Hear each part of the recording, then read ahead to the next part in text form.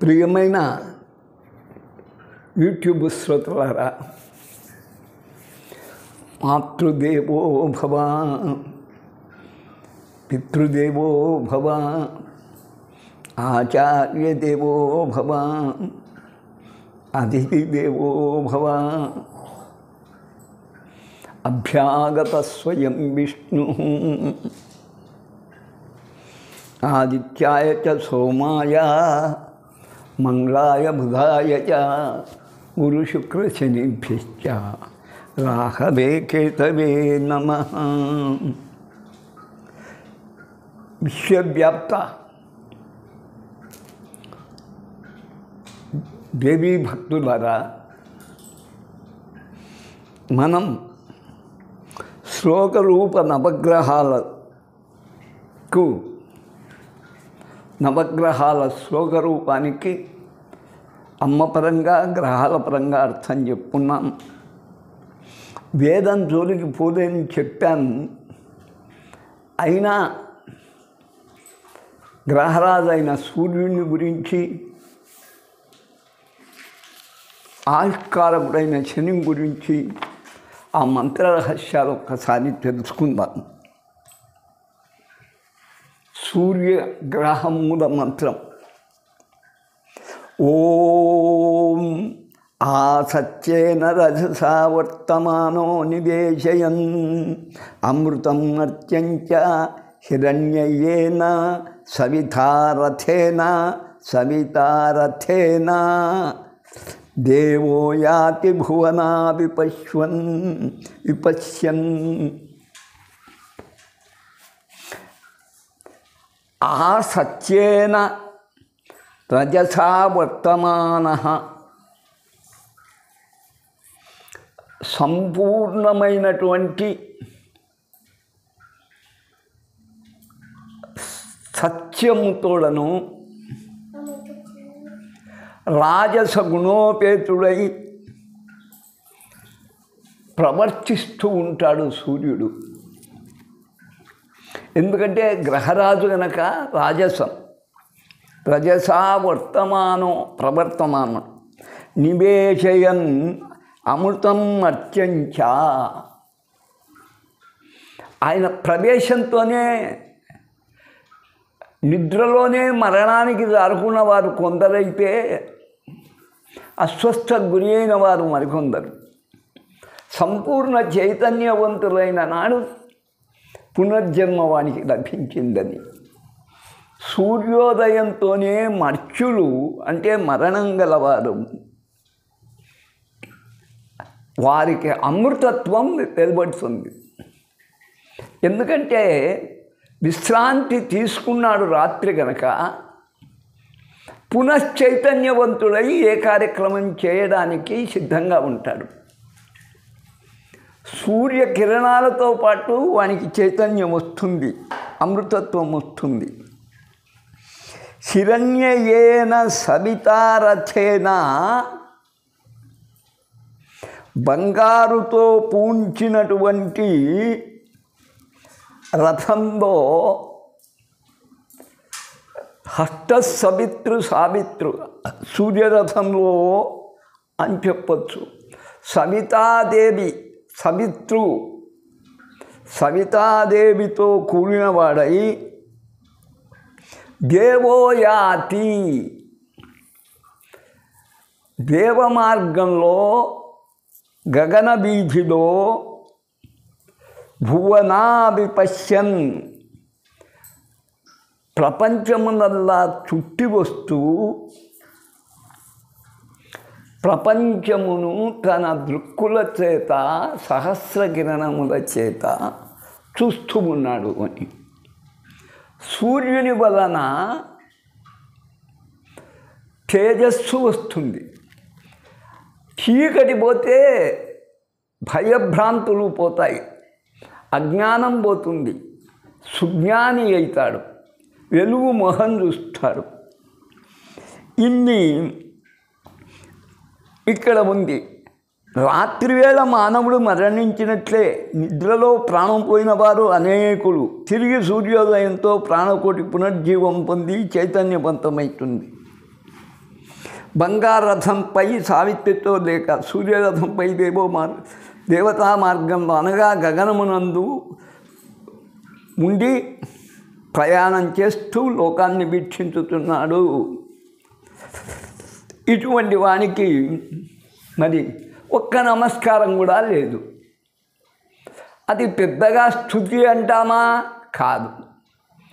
ఆయన చేసే చర్యను చెప్తూ ఉన్నాడే కానీ ఇక్కడ మంత్రవేత్త ఆయన ఎక్కువ నమస్కారం కానీ గొప్ప స్తోత్రం కానీ లేదు. వేదములో సంపూర్ణంగా ఒక నమక చమకాల్లో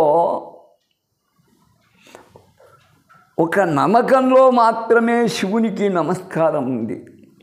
ఇది శతరుద్రీయంలో మాత్రమే, యజుర్వేద సంబంధ శతరుద్రీయంలో మాత్రమే నమస్కారాలు శివునికి ఉన్నాయి. ఈ మంత్రమును జపించువారు మరి ఈ మంత్రముతో యజ్ఞము చేయవారు గలరు. వారు దీన్ని శాంతి కలాపంలో వాడుకుంటాడు, జపారాధనలో ఆడుకుంటారు,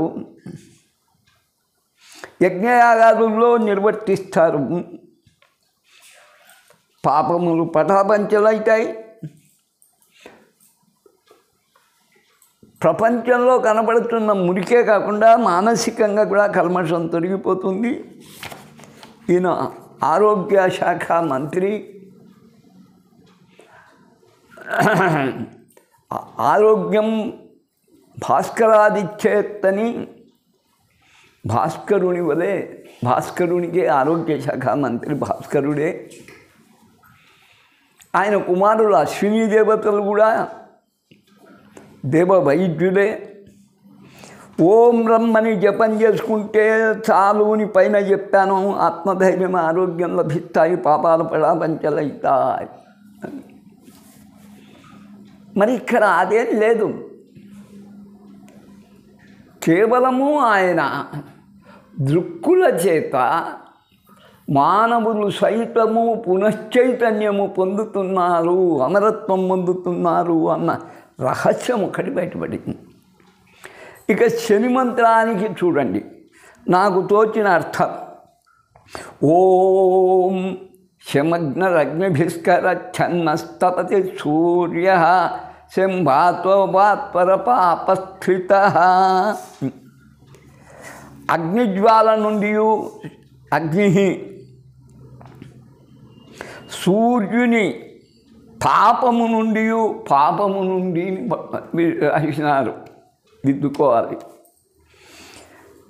అంటే సూర్యుని దగ్గర డైరెక్ట్గా మనం నిలవకపోయినా ఇంట్లో ఉన్న ఆ సెగ, ఆ వడగాలులు, వడ దెబ్బలు కూడా తగిలి జ్వరానికి లోనవుతుంటారు. ఆ వడదెబ్బ వల్ల మరి వాతోవా వేగంగా గాలులు వీచుతుంటాయి, సుడిగాలులు. వాటి నుండి త్వరగా ప్రవహించు ప్రవాహాలు, వరదలు, ఇట్లు అగ్ని, వాయు, జల ప్రమాదాల నుండి, ఇవే కాకుండా ప్రకృతి వైపరీత్యాలు, భూకంపాలు, పిడుగులు పడుట మున్నగు వాటి నుండి కూడా రక్షించువాడు శనీశ్వరుడు. వీటి తీవ్రత కొంతైనా ఉపశమిస్తుంది. ఓ శనిదేవా అని ఇక్కడ శని స్వభావాన్ని వివరించాలే కానీ ఇక్కడ కూడా నమస్కారం లేదు. ఇది ఒక స్తుతి మాత్రం. ఓం శని, ఓం శం అని జపం చేస్తే, శనివారం చేస్తే శనికి, సోమవారం చేస్తే చంద్రునికి. చంద్రుడు మానసిక ప్రశాంతి గురిపిస్తాడు, సూర్యుడు శారీరక తాపాన్ని చల్లారుస్తాడు. శనైస్తే సూర్యుడు కాదు, శని. అందుకే ఈ శనికి శనైశ్చరాయ నమః, మెల్లమెల్లగా చరించువాడు. సరే, ఏది ఒక్కటి చేసినా దాని ఫలితం ఇవ్వకుండా పోదు. ఇట్లు వేదమంత్రాలు నిజంగా చెప్తే ఎందుకు దూరం లేకుండా ఉన్నానంటే, చిన్న తిరుమలాచార్యుడు చెప్తాడు, అన్నమాచార్యుడి మనవడు, వేదంబులు రత్నాకరముల వంటివి, తమలోని అర్థంబులు బయలుపడని. వేదాలు సముద్రం లాంటివి, 4 వేదాలు 4 సముద్రాలు. లోపల ఏముందో ఎవరికి తెలుసు? నల్లటి కప్పు మాత్రం అలలతో కూడి కనపడుతుంది. లోపల ఏముంది ఎవరికి తెలియదు. అలాగనే వేదాలు ఏదో మంత్రపు మంత్రం ఎట్లా ఉంటుంది? అలల్లాగా ఉంటుంది. అది మనకు తెలుస్తుందే కానీ లోపలికి దూరితే అర్థం అక్కడ సంపదలు లేవు, ఇక్కడ అర్థం కూడా అగోచరమవుతుంది. మరి మంత్రార్థం తెలుసుకొని జపం చేయడం మంచిది. లేనితో అది సంపూర్ణ ఫలాన్ని ఇయ్యవు. వేదమంత్రములే సర్వము ఉద్ధరించున్నట్టు అంత సమంజసమేం కాదు. బీజాక్షరమైన నామమైన శ్లోకమైన జపించుటలో పూర్ణఫలం రాగలదు అని చెప్పి నేను నవగ్రహ శ్లోకాలలో నుండి రం సూర్యునిదని, శం శనిదని, శం చంద్రునిదని, మం మంగళాయ నమః కుజుడిది అని ఇలాగా కొన్ని రహస్యాలు మీకు విడమర్చి చెప్పాను. అవి చేసుకున్న ఆయా గ్రహాల అనుగ్రహం తప్పగా పొందుతారు. ఒక్కొరికి కొన్ని పోర్చుపోలియలు ఉన్నాయి. ఇప్పుడు మంత్రివర్గంలో ఉన్నట్టే సూర్య మంత్రివర్గం కొన్ని శాఖలు దాని దగ్గర పెట్టుకున్నట్టు సూర్యుడు ఆరోగ్య శాఖ దగ్గర పెట్టుకున్నాడు. చచ్చిపోయిన వారిని కూడా బ్రతికించేటువంటి అమృత తత్వాన్ని దగ్గర పెట్టుకున్నాడు. ఇది గమనించి నవగ్రహాలను సేవించి మీ బాధలు నుండి ఉపశమనం పొందుదురుగా కానీ నేను కోరుకుంటూ ఉన్నాను. ఇక చివరికి వస్తున్నాం, అన్నీ ఫైనల్ చేసుకుంటూ. రశ్మిమాల అని ఉంది. ఒక దేవత ఉందంటే ఆ దేవత యొక్క తల చుట్టూ ఇట్లా తల వెంట్రుకలు ఇట్లా కిరణాలు ఉంటాయి ప్రకాశంతో. సినిమాలో చూపుతుంటాడు. అది విష్ణు చక్రము యొక్క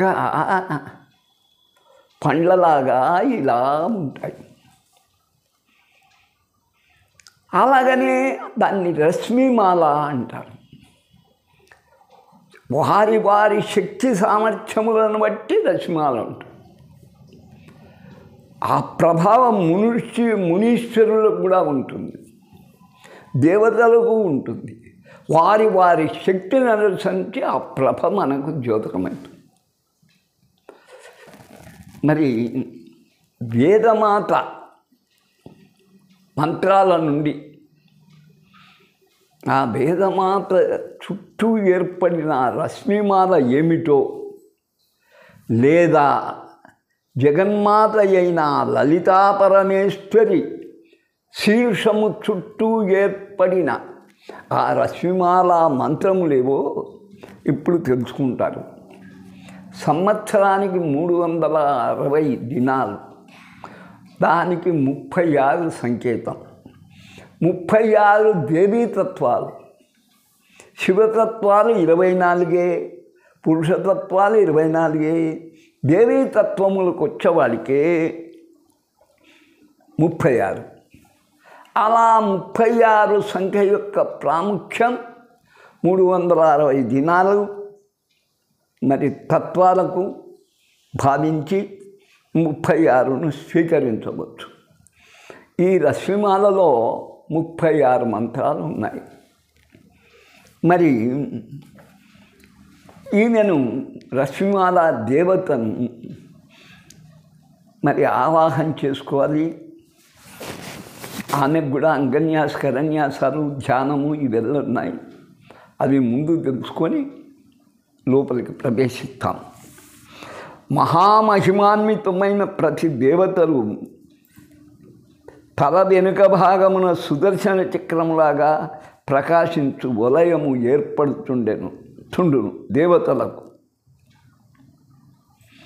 అట్లే ఉపాసనలో పండిన మహర్షులు శీర్షము వెనుక భాగమున ఈ రశ్మిమాలా చక్రం ఏర్పడుతుండును. అందుకయ్యే కొందరిని దర్శిస్తే చాలు దిగ్భ్రమ చెందుతాను. ఓహో, ఇతనికి ఏదో శక్తి ఉంది అని గమనిస్తాడు జ్ఞాని. 360 దినాలు ప్రతిఫలింపజేస్తూ 36 రేఖలు ఆయా విద్యలకు ప్రతిరూపములుగా తెలిసి ఉన్నాయి. ఆ విద్యలను సమగ్రంగా తెలుసుకుందాం. అస్య శ్రీ రశ్మిమాలా మహామంత్రస్య భగవాన్ భార్గవ ఋషి గాయత్రీ ఛందాంసి సర్వవిద్యామయీ మహాత్రిపుర సుందరీ పరాభట్టారికా దేవతా సర్వశ్రేయ ప్రాప్తి సిద్ధ్యర్థే జపే వినియోగ. ఐం మంగుష్టాభ్యా నమః, క్లీం తర్జనీభ్యా నమః, సౌమధ్యమాభ్యా నమః, సౌగనావికాభ్యా నమః, క్లీం కనిష్ఠికాభ్యా నమః, ఐం కరతలగర్భుష్టాభ్యా నమః, ఐం హృదయాయ నమః, క్లీం శిరసే స్వాహ, సౌశిఖాయ భటు, సౌకవచాయ హుం, క్లీం నేత్రత్రయాయ భటు, ఐం అస్త్రాయ భటు, ఓం భుత్భుత్సరమితి దిగ్బంధ ధ్యానం. పంచపూజాం కుర్యాత్. పంచపూజలు ఆయా దేవతల నామములను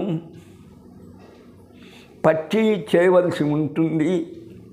మొదటిది గాయత్రి విద్య. అందుకై గాయత్రికి చెప్తాం. లం పృథ్వీ తత్వాత్మికాయ శ్రీ గాయత్రీ దేవ్యై నమః గంధం పరికల్పయామి. హం ఆకాశతత్వాత్మా శ్రీ గాయత్రీ మహాదేవ్యై నమః పుష్పం పరికల్పయామి. ఎం వాయుతత్వాత్మ శ్రీ గాయత్రీ మహాదేవ్యై నమః ధూపం పరికల్పయామి. బ్రహ్మణ్ణి తత్వాత్మికాయ శ్రీ గాయత్రీ మహాదేవ్యై నమః దీపం పరికల్పయామి. ఓం అమృతతత్వాత్మ శ్రీ గాయత్రీ మహాదేవ్యై నమః అమృత నైవేద్యం పరికల్పయామి. సర్వతత్వాత్మికాయై వేదమాతృకా గాయత్రీ దేవ్యై నమః సర్వోపచారాన్ పరికల్పయామి. ఓం ఐం హ్రీం శ్రీం ఓం భూః ఓం భువః ఓం సువః ఓం తత్సదితరణ్యం భర్గో దేవస్య ధీమహి ధియో యో నః ప్రచోదయాత్. ఇది గాయత్రి మంత్రం. ఐం హ్రీం శ్రీం ఓం భూః భువః సువః మహః జనః ఇవెల్లా చెప్పవచ్చు. మంత్రమేమో తత్సదితుర్వరేణ్యం 8 అక్షరాలు. 24 అక్షరాः. 3 పాదాः 3 పాదాలు 8 3 24. 24 అక్షరः షట్కుక్షిః అని చెప్పాడు. ఇక్కడ తత్సవితుర్వరేణ్యం భర్గో దేవస్య ధీమహి ధియో యో నః ప్రచోదయాత్ 6 పదాలు. ఇది గాయత్రి మంత్రం ఫస్ట్ రశ్మిమాలలో. మూలాధారే వినియోగ. ఇట్లే ప్రతి దేవతా మంత్రమును జపించవలసి వచ్చినప్పుడు అంగన్యాస కరన్యాసములు తప్పనిసరి. ధ్యానం అందరికీ ఇది ఒక్కడే పెట్టినా పెట్టవచ్చు. ధ్యానం అసంఖ్యాతమహ పూజా పింజరీకృత విగ్రహం. అసంఖ్యాతమహ పుంజ పింజరీకృత విగ్రహం. రశ్మిమాలాం అహం వందే మహాత్రిపుర సుందరీం అని ప్రతిమంత్రానికి న్యాసాలు. తదుపరి ఇది ధ్యానంగా చెప్పుకోవచ్చు. ఇది చెప్పిన తదుపరి వారి ప్రతిభను అనుసరించి ఆయా దేవతల ధ్యాన శ్లోకాలు కూడా చెప్పుకోవచ్చు.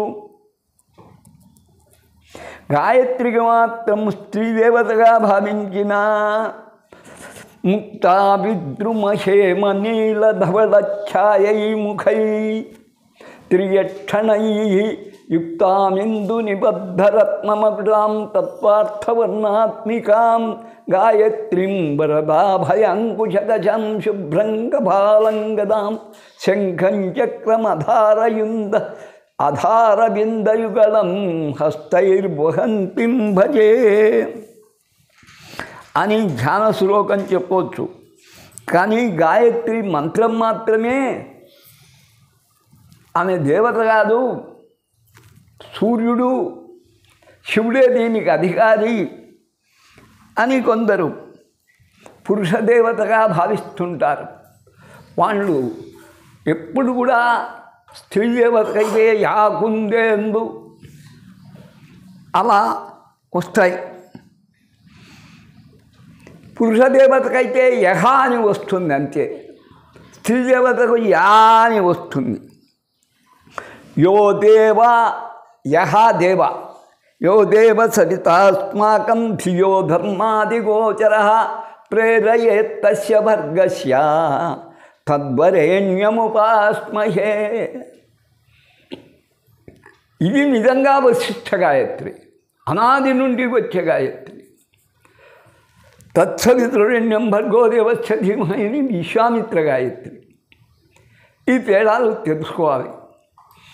ఇలా గాయత్రినే మన పంచదశ ఉన్నట్టు 9 గాయత్రి మంత్రాలు ఉన్నాయి, నవదర్భలు ఉన్నట్టు.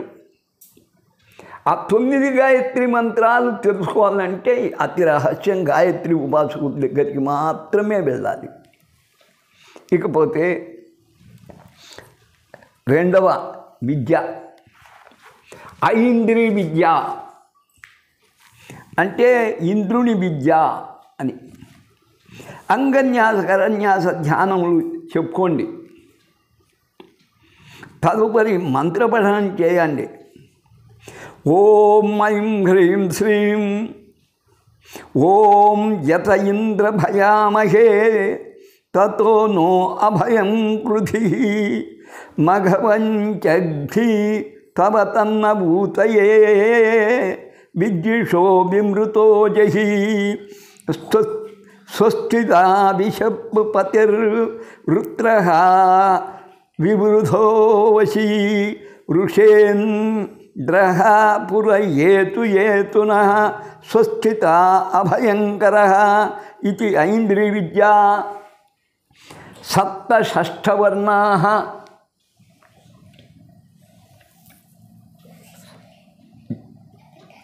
76 అక్షరాలు ఉన్నాయి ఇక్కడ.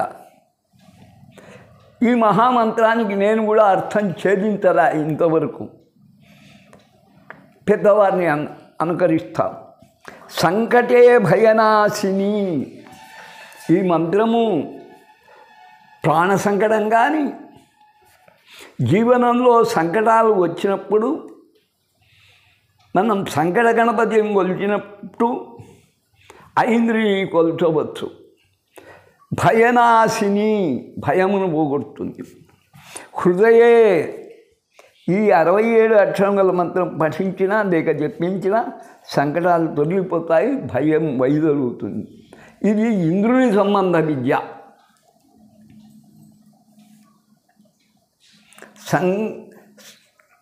అది భయనాశిని, సంకటే భయనాశిని, అది గుర్తుపెట్టుకోండి. ఈ ఐంద్రియ విద్యను ప్రాణ సంకటం ఏర్పడినప్పుడు పఠిస్తే నిన్ను రక్షిస్తుంది. మూడవది సౌర విద్య, సూర్యుంది. ఓం ఘృణి సూర్య ఆదిత్యోం, ఇది అష్టాక్షరి. ఘృణి సూర్య ఆదిత్యోం. ఓం ఘృణి సూర్య ఆదిత్యోం, ఇది అష్టాక్షరీ మంత్రం. నారాయణ స్వరూపం సూర్యనారాయణుడు. అందుకని ఘృణి, ఓం ఘృణి సూర్య 5 అక్కడికి, ఆదిత్యోం అష్టాక్షరి. సౌరీ తేజోదా అని. మరి ఈ మంత్రం ఎందుకు పఠించాలి? తేజస్సు వస్తుంది. బ్రాహ్మ్య తేజస్సు కానీ వేద తేజస్సు కానీ వానిలో జ్ఞాన తేజస్సు వెలువడుతుంది, అజ్ఞానం వైదొలుగుతుంది. సూర్యుడు చేసేది అదే కదా. అందుకని జ్ఞాన తేజస్సు అలవడుతుంది. ఇంతకుముందు చెప్పినట్టుగా ఆరోగ్యం చేకూరుతుంది. దీనిని పాలభాగంలో నిలపాలి. ఇంతకుముందుది హృదయం, ఇప్పుడు నొసలు. భావించి జపించాలి. ఇది సౌర విద్య. ఇక బ్రహ్మ విద్య. ఓం ఇతి ప్రణవ. ఓం ఇచ్చేకాక్షరం బ్రహ్మ. ఓం అనే ఈ అక్షరమే పరబ్రహ్మస్వరూపం అన్నాడు.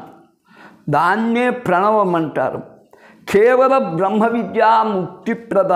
ఇది కేవలం పరమాత్మ విద్య, ముక్తినిస్తుంది. బ్రహ్మరంధ్రంలో భావించాలి. అది ఓం ఇచ్చేకాక్షరం బ్రహ్మ అని. ఇది బ్రహ్మ విద్య, ముక్తి విద్య కూడా. తురీయ గాయత్రి. అందరికీ గాయత్రి మంత్రం వైదికులు తత్సవితుర్వరేణ్యం భర్గో దేవస్య ధీమహి ధియో ప్రచోదయాత్. తురీయ గాయత్రి అంటే 4వ చరణము గాయత్రి మంత్రంలో. త్రిపదా షట్కుక్షి అని అక్కడ. ప్రతి గాయత్రి మంత్రం 3 పాదాలే. కానీ తురీయ అంటే 4వ పాదం కలిగిన గాయత్రి మహాశ్రేష్టమని. మంత్రము పరో రజసి సావదోం. పరో రజసి సావదోం. ఓం పరో రజసి సావదోం. పరో రజసి సావదోం. ప్రణవం పక్కన పెట్టండి. పరో రజసి 5, సావదోం 8 అక్షరాలు. దీని అర్థమేమి? రాజసమునకు మించినటువంటిదే సాత్వికం. సావదోం. మాట్లాడేటప్పుడు సాత్వికంగా మాట్లాడు. అమ్మా సాత్వికతనియ్యి. సౌమ్య వచనములు, మృదుమధుర వచనములు నాకు ప్రసాదించమని కోరుకోవడమే తురీయ విద్య యొక్క ఉద్దేశ్యం. నొసడులో ఉన్న ద్వాదశాంతముల్లో ఈమె ఉంది. గాయత్రి మంత్రానికి 3 పాదాలనే చెప్పిన. తురీ గాయత్రికి 4. రాజసమునకు పరమైన సాత్వికం అనుకుంటుకొని సౌమ్యంగా మాట్లాడడం నేర్పుతుంది ఈమె. ఈ 5 బీజ విద్యా పంచకమంటారు. అంటే ఇప్పుడు మీకు తెలియజేసినటువంటి గాయత్రి, ఐంద్రి, సౌరి, బ్రహ్మ విద్య, తురీయ గాయత్రి కలిసి బీజ విద్యా పంచకం. ఎక్కువ మంత్రం లేదు, బీజాక్షరంతో కూడినటువంటి మంత్రాలు. ఇక 6 నుంచి వస్తాం. చాలా పెద్దది. చక్షుష్మతి విద్య. వృద్ధాప్యం వచ్చే కొద్దీ కళ్ళకు శక్తి తగ్గిపోతుంది. కొందరు చదవనే లేరు. అద్దాలు 4.5 దాటితే లేవు. అద్దాలు పనిచేయవు. అలాగా ఉండి గుడ్డివారైపోతారు వయస్సు మీరినాక. ఈ విద్య యొక్క గొప్పతనం మా స్వానుభవంలో ఒకటి చెప్పవలసి ఉంది. నేను బాగుపరిచిన ఆయన లేకపోయినా ఆయన ఉన్నాడు. ఆయన కుమార్తె MA పాస్ అయింది కాబట్టి ఉంటుంది అనుకుంటుంది, గుర్తు చేసుకుంటుంది. ఆ కథ చెప్తే మీకు విశ్వాసం కలుగుతుంది. ఒకరోజు ఉజ్వలంగా మా లలితా మందిరంలో దినము 100 మంది 3 గంటలు కూర్చొని పూజలు పునస్కారాలు జపం చేసుకునే కాలం 2000 నుంచి 2001 నుంచి 2020 వరకు కొనసాగింది. అలాంటి సమయంలో 2005-06లోనో ఒక ఆయన వచ్చాడు, కర్ర పట్టుకొని బిడ్డ నడిపించుకుంటూ వచ్చింది. స్వామిగారికి నమస్కారం అన్నాడు. నమస్తే అన్న. ఎవరు మీరు అన్న. శ్రీశైల ప్రాజెక్టులో మొదట పనిచేసిన చీఫ్ ఇంజనీర్ అన్నారు. అబ్బా చాలా గొప్పవారు అన్నారు. అప్పుడు ఎన్నోసార్లు కొట్టుకుపోయింది, అయినా పట్టుదలతో శ్రీశైల డ్యామ్ కట్టగలిగినామన్నారు. సంతోషం అన్నా. తమ రాకా విశేషం ఏమన్నా, నా కవిత నా బిడ్డ వినిపిస్తుంది అని. రామాయణంలో మధురఘట్టాలు తెలిగించాడు. అదే ఆ పాప ఎంఏ మధురంగా పాడేస్తుంది. Is a lecturer, Telugu lecturer. చక్కని కంఠం ఆమెకిచ్చాడు భగవంతుడు వరప్రసాదంగా. మా నాన్న రచన అని రామాయణంలోని మధురఘట్టాలు వినిపిస్తుంది. బాగా అర్ధగంట అయినా ముగ్ధున్నాయి. నాకు సంగీతం అంటే వయస్సులో భలే ఇష్టం. నాటకాలు కూడా వేశాను, కృష్ణపాత్ర వేశాను కూడా. విన్నాను. విన్నాక ఆయన ఒకటి చెప్పాడు, నిజంగా ఈమె త్రిపుర సుందరి అంటే సుందరేనట. ఈ లలితమ్మ యొక్క అందచందాలను గురించి అందరు చెప్పుకుంటూ ఉంటే నేను చూడవాలని కోరిక ఉంది స్వామి, నాకు అమ్మకు దర్శనం చేయిస్తావా అన్నాడు. అది మానవులకు సాధ్యమేనా? ఏదో కృష్ణ పరమాత్మ గుడ్డివాడైన ధృతరాష్ట్రునికి చూడు మామా నా రూపము అని పట్టబొచ్చిన దుర్యోధనాదుల సమయంలో విశ్వరూపం చూపాడు మామకు. ఖండిచ్చాడు, తీసుకోమన్నాడు. వద్దు మామా, వద్దు అల్లుడు, ఇప్పుడు నడుస్తున్న ఈ దుర్మార్గము వాతావరణం నేను చూడలేను, ఉపసంహరించమన్నాడు. అది ఒక్క ఘట్టం తప్ప ప్రత్యక్షంగా దర్శనమిచ్చిన వారు ఎవరయ్యా? కానీ బుద్ధ జాతకత్వంలో కూడా గుడ్డివారు చూడగలిగిరి, కుంటివారు నడవగలిగిరి, ఇవెల్లా ఉన్నాయి. బ్రహ్మంగారి నాటకంలో ఉన్నాయి, రాఘవేంద్ర స్వామి మహిమల్లో ఉన్నాయి, దత్తాత్రేయుని మహిమలో ఉన్నాయి. వాళ్ళు ఎక్కడా మనం ఎక్కడా స్వామి?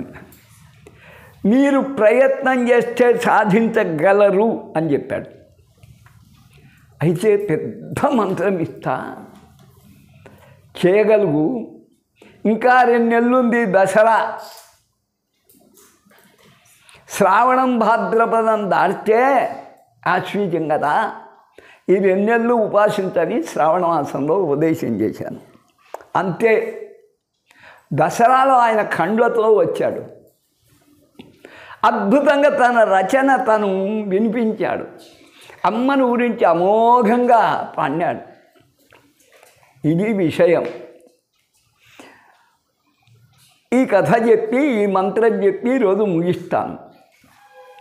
దీని పేరు చక్షుష్మతి. విద్య పేరేం పేరు? చక్షుష్మతి. సాకు మావత్తు. ఓం సూర్యాక్షి తేజస్సే నమః. 1. ఖేచరాజ నమః. అసతో మా సద్గమయ తమసో మా జ్యోతిర్గమయ మృత్యోర్మా అమృతంగమయ. ఉష్ణో భగవాన్ శుచిరూపః. ఉష్ణో భగవాన్ శుచిరూపః. హంసో భగవాన్ శుచిర ప్రతిరూపః. హంసో భగవాన్ శుచిర ప్రతిరూపః. విశ్వరూపం ఘృణినం ఘృణినం జాతవేదసం జాతవేదసం. హిరణ్మయం హిరణ్మయం జ్యోతిరేకం జ్యోతిరేకం. తపంతం తపంతం సహస్రరశ్మిభిః సహస్రరశ్మిః శతధా వర్తమానః శతధా వర్తమానః ప్రాణః ప్రజానాం ఉదయన్యేషః ఉదయన్యేష ప్రజానాం ఉదయన్యేష సూర్యః. చూడండి, అంత వదలలేదు. ఓం నమో భగవతే సూర్యాయ హో వాహిని వాహిన్యః వాహిని వాహిని స్వాహ వయస్సుపర్ణా ఉపసేదురింద్రం ఉపసేదు దురింద్రం ప్రియమేధారుషయో నాధమానః ఋషయో నాధమానః మేధా ఋషయో నాధమానః అపద్భాంతమూర్ణుః పూర్తిచక్షుర్ మాం ముఖ్యస్మాన్నిధయేన బద్ధాన్ పుండరీకాక్షాయ నమః పుష్కరేక్షాయ నమః అమలేక్షాయ నమః కమలేక్షాయ నమః విశ్వరూపాయ నమః శ్రీమహావిష్ణవే నమః. ఇది షోడశ మంత్ర 16 మంత్రాలు. సమిష్టిరూపిణి చక్షుష్మతి విద్య. దీని ప్రయోజనం దూరదృష్టి సిద్ధిత. మూలాధారంలో దూరదృష్టి పుట్టివి ఉంది. అలాగనే మా నాయన ఏం చేస్తున్నాడు అని అనుకుంటే ఫిగర్ వచ్చేస్తుంది. ఇది చక్షుష్మతి విద్య. పూర్వం భూతద్దాలు అది ఎలా చూస్తున్నారు. ఇప్పుడు దూరదర్శన్ అంటే టెలివిజన్. పూర్వం దూరదర్శన్ అంటే ఇట్లా గొట్టం ఉండింది. గ్రహాలు ఎలా ఉంటాయి, శనిగ్రహం చూడొచ్చు, గ్రహణం చూడొచ్చు, చూపిస్తుంటాడు ఇంత గొట్టం. అదే దూరదృష్టి అంట. ఇవి జ్ఞానదృష్టితోనే చూడవచ్చు. దీనివల్ల ఇంత మంత్రం మూలాధారంలో భావించాలి. విశ్వరూపునకు చక్షో సూర్య జాయరా. విశ్వరూపాన్ని వర్ణిస్తూ వేదం చక్షో సూర్యో అజాయత. కనుల నుండి సూర్యుడు పుట్టాడు. మనసో చంద్రమా జాత. చంద్రమా మనసో జాత. చంద్రుడు మనస్సు నుండి పుట్టాడు, సూర్యుడు కండ నుండి పుట్టాడని చెప్పాడు. సూర్యుడు కండ నుండి విశ్వరూపుని ఉద్భవించాడన్నాడు. వేదాధారం. సూర్యుని అనుగ్రహమున కన్నులకు తేజస్సు లభించును. కేచరముల దూరము నుండి భూమిని చూచు శక్తి. కొన్ని డేగ కన్నులు అక్కడ పైన ఉండి కింద చిన్న కోడిపిల్లను చూడగలుగుతుంది. భూమిని చూచు శక్తి లభించును. అసత్తు నుండి సత్తునకు, తమస్సు నుండి జ్యోతిర్లోకానికి, మృత్యువు నుండి అమృతానికి. విష్ణురూపుడు ఆయన, శుచిరూపుడు పరమహంస, భగవానుడు విశ్వరూపుడు, అంకుశధారి. వేదముల నుండి పుట్టినవాడు, లేక సమస్త వేదములు తెలిసినవాడు, హిరణ్మయుడు, ఏకైక జ్యోతి, తప్పింపజేయువాడు, సహస్ర కిరణుడు, ఎల్లప్పుడూ పయనించువాడు, ప్రజలకు ఉదయించుటతో ప్రాణముసగువాడు సూర్యుడు. ఇది ఆయన స్తుతి. భగవంతుడైన సూర్యదేవ నమస్కారం. కాంతిని ప్రసరించు నీకు స్వాహాకారం అర్పించుతున్నాను. ఋషుల చేత స్తుతింపబడుతూ చీకటిని ప్రారదొలుతూ ఇంద్రునకు ప్రియుడవై మేధామూర్తిమై సువర్ణము వలె ప్రకాశించుతున్న నిన్ను నా సమీపమున నిలుపుకొనుచున్నాను. పుండరీకాక్షాయ నమః. పద్మబంధువు అనియే కాదు, పుండరీకమనగా పద్మం బురదలో పుడుతుంది, నీటిలో పెరుగుతుంది, పైకి వచ్చి పుష్పరూపం ధరిస్తుంది. ఇది బురదను పూసుకోదు. ఆకుపైన కానీ రేకుపైన కానీ జలం బొట్టు రాలితే తళతళ మలసి కిందికి పడిపోతాయి. ఈ పుండరీకాక్ష శబ్దమే విష్ణువుని కొట్టిస్తుంది. యస్మరేత్ పుండరీకాక్షం సబాహ్యాభ్యంతరశుచి. పుండరీకాక్ష అంటే బాహ్యము అభ్యంతరము రెండు శుచిర్భూతులవుతాయి. జ్వరం వచ్చిన సమయంలో మంత్రాలు చెప్పించుకోవాలంటే పుండరీకాక్ష అంటే పటాపంచలైపోతుంది, దేహం శుద్ధిపడుతుంది.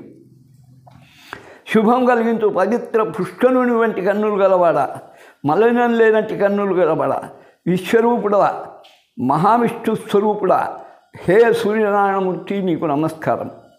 ఈ మంత్రములన్నీ కలిగి చక్షుష్మతి విద్య, దూరదృష్టి, దివ్య దృష్టిని ప్రసాదించును.